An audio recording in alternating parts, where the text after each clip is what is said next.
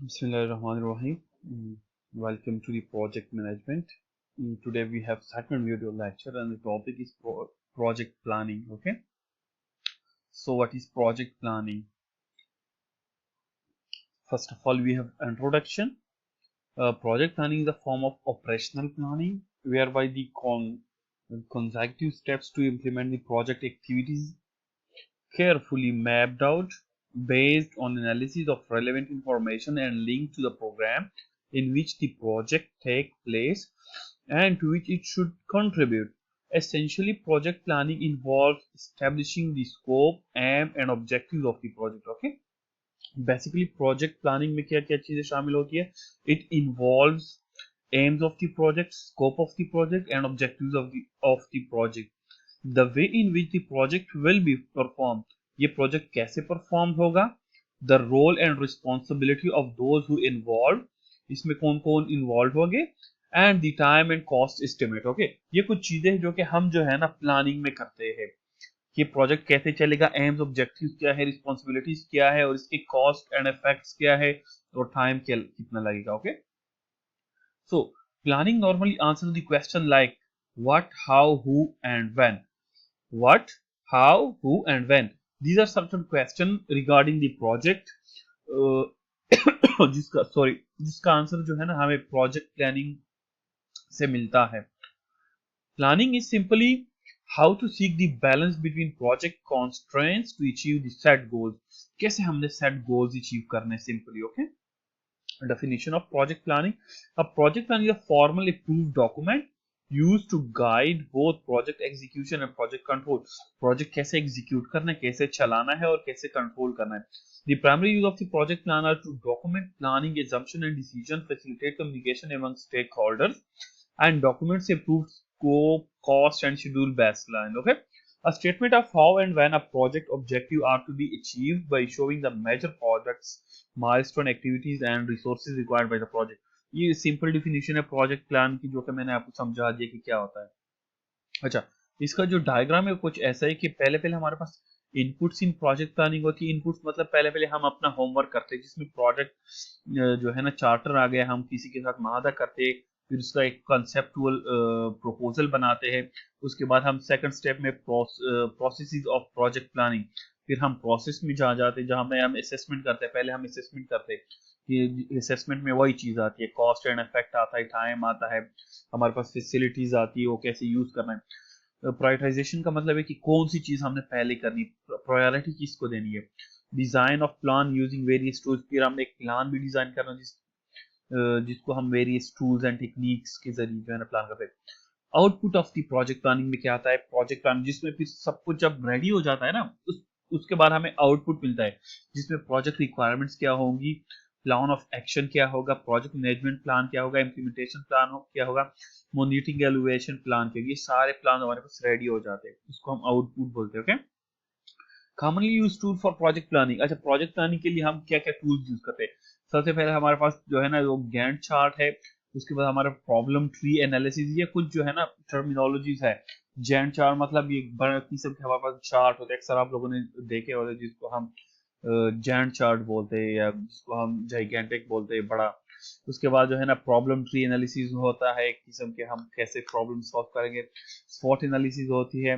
उसके बाद LFA आता है, logical framework analysis. Project managing software कुछ आ जाते हैं, प्रोसीड आ जाता है, फिर इंटरवेंशन ऑफ मैपिंग आ जाता है. ओके. दीज आर जो कि कुछ टूल्स होते हैं जो कि अक्सर प्रोजेक्ट मैनेजमेंट के लिए और प्लानिंग के लिए हम यूज करते हैं. Planning steps. अच्छा, कौन कौन से स्टेप्स इन्वॉल्व है प्लानिंग में. असेसमेंट ऑफ सिचुएशन, हालात का तकाजा, हालात की असेसमेंट करना, हालात को गौर से जायजा लेना. Identification and prioritisation.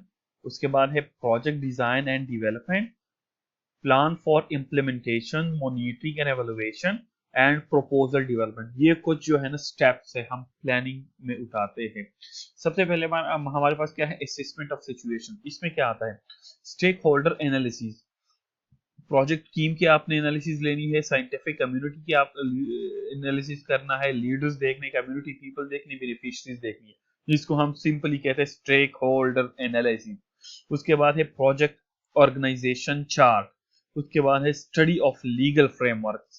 construct framework for situation analysis, baseline information collection and analysis, जिसमें आता है सेकेंडरी डेटा रिव्यू आता है, सर्वेज आते हैं, कुछ other formal and informal sources से हम जो है ना वो डेटा लेते हैं। ठीक है, ये कुछ असेसमेंट है, ये कुछ चीजें जिसको हमने गौर से देखना है before start of any project. उसके बाद है आइडेंटिफिकेशन एंड प्रायोरिटाइजेशन। उसमें फिर क्या हमारे पास दो चीजें आती है, पहले है प्रॉब्लम आइडेंटिफिकेशन एंड प्रायोरिटाइजेशन। हमने जो प्रोजेक्ट करना है पहले उसको देखने की वजह क्या है करने का, व्हाट इज द प्रॉब्लम, फिर हमारे प्रायोरिटीज क्या होंगे। उसके बाद है identification and prioritisation of strategy. अच्छा, फिर स्ट्रेटजीज, कैसे स्ट्रेटजीज बनाने हैं और कौन सी स्ट्रेटजी जो है ना वो पहले और कौन सी स्ट्रेटजी बाद में। ओके, इसको हम कहते हैं आइडेंटिफिकेशन एंड प्रायोरिटाइजेशन। प्रायोरिटी को किसको देनी है। ओके, उसके बाद हमारे पास नेक्स्ट स्टेप है प्रोजेक्ट डिजाइन एंड डेवलपमेंट। इसमें हमारे पास डिफरेंट चीजें आती है डिजाइनिंग एंड डेवलपमेंट से रिलेटेड।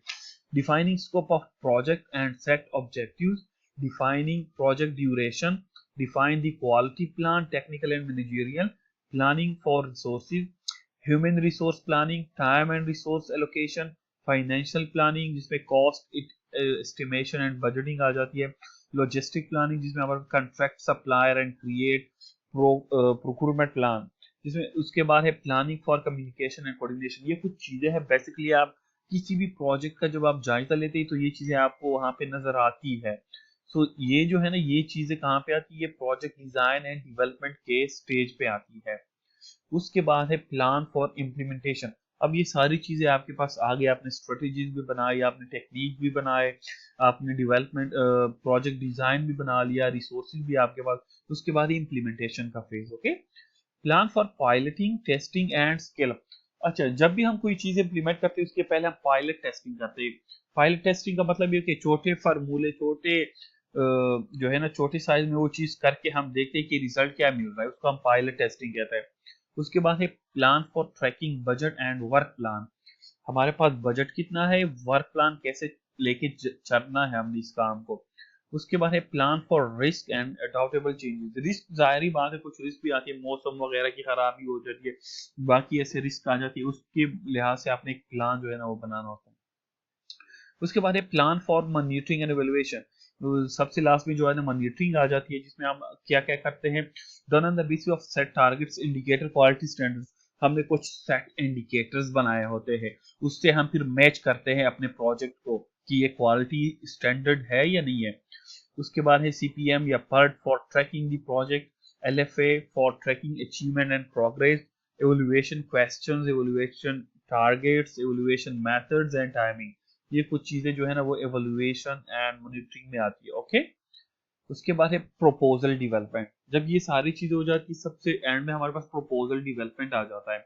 उसमें क्या हो जाता है, adjustment in objective and target and other factor. उसमें फिर हम चेंजेस करते हैं अपने प्रपोजल्स वगैरह बना के, जो पिछले हमने जो कुछ जो है ना वो स्टडी किया होता है उसके लिहाज से फिर हम अपने ऑब्जेक्टिव्स वगैरह सेट करते हैं।